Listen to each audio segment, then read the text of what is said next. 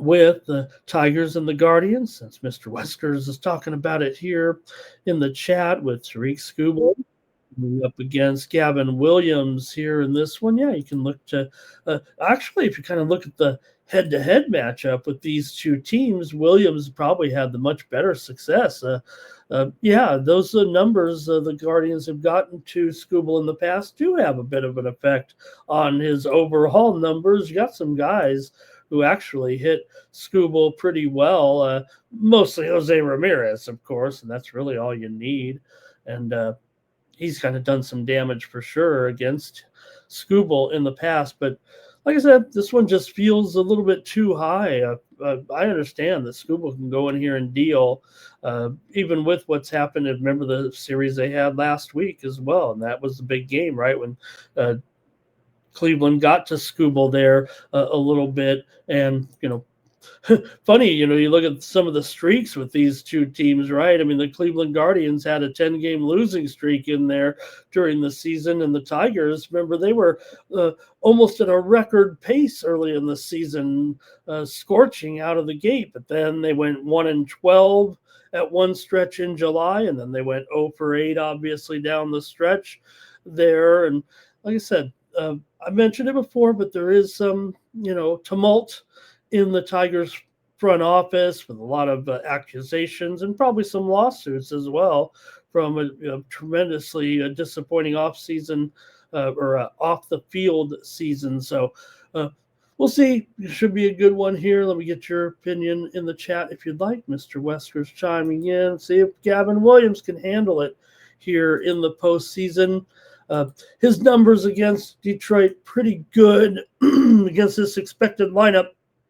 101 at bats, just 15 hits, 149 batting average, 225 on base percentage, and a 478 OPS. But you're still not going to fault Skubal here.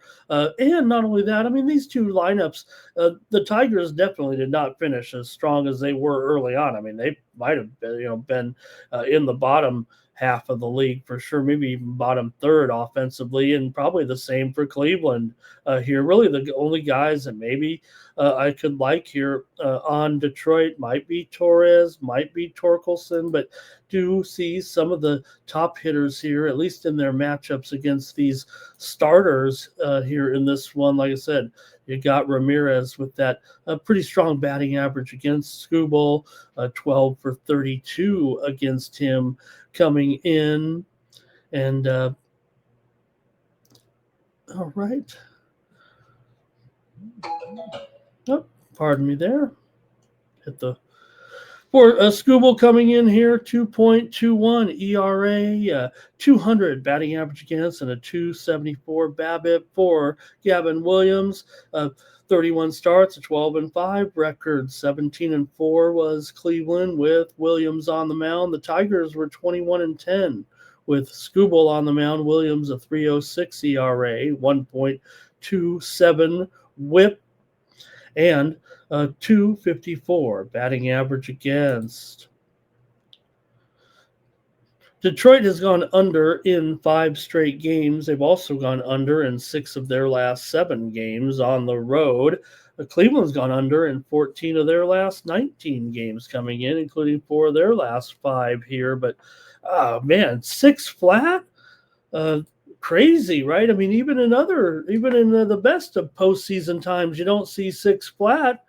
It's not it is Skubal, but Williams, I mean, he's had a very, very strong season, but it's not like we're going up against Clayton Kershaw or Bob Feller maybe here in this one. So I got to go over on principle alone, I think, in this one. I'm going to take the over between Detroit and Cleveland. I guess it's 4-2 is going to be the final score. If you look at it here with the Detroit, I say 180 there on the screen, but yeah, you can take a little bit off here. I think you can call it 170 or lower. Actually, I'm going to say 165 is kind of the squarest price. The sharp books certainly have it lower, $1.58 at circa right now. And I'm going to bring that one back up here. I'm just going to go over as my play here on night moves and just, hey, figure the luck of the draw here a little bit. Maybe Cleveland has a little bit against Scooble. Cleveland's won 8 of their last 10 at home. They've won 14 of their last 17 overall. We know Detroit was in a funk at the end of the season. They've also lost 5 of their last 6 to Cleveland, and Detroit's lost 10 of their last 12 coming into this one. So I got a little bit of future on these guys.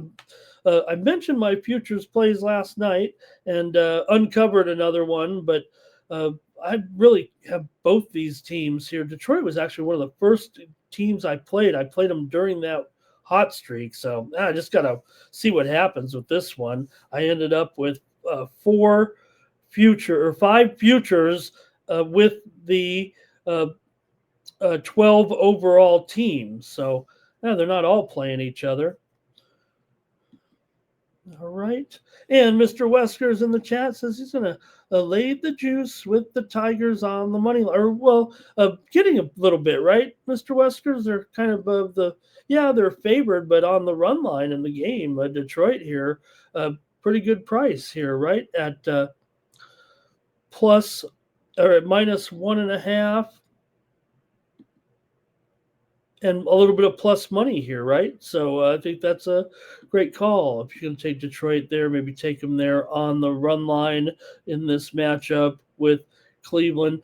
I'm showing that it is currently minus 1.5 plus 120. So, all right.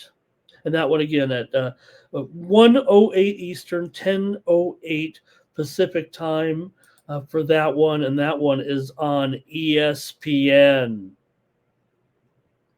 Thank you for watching. For more free pick videos, be sure to subscribe to our channel. And if you're looking for Ramon's best bets and his premium picks, be sure to click the link in the description to take you right over to Ramon's handicapper page at Tony'sPicks.com.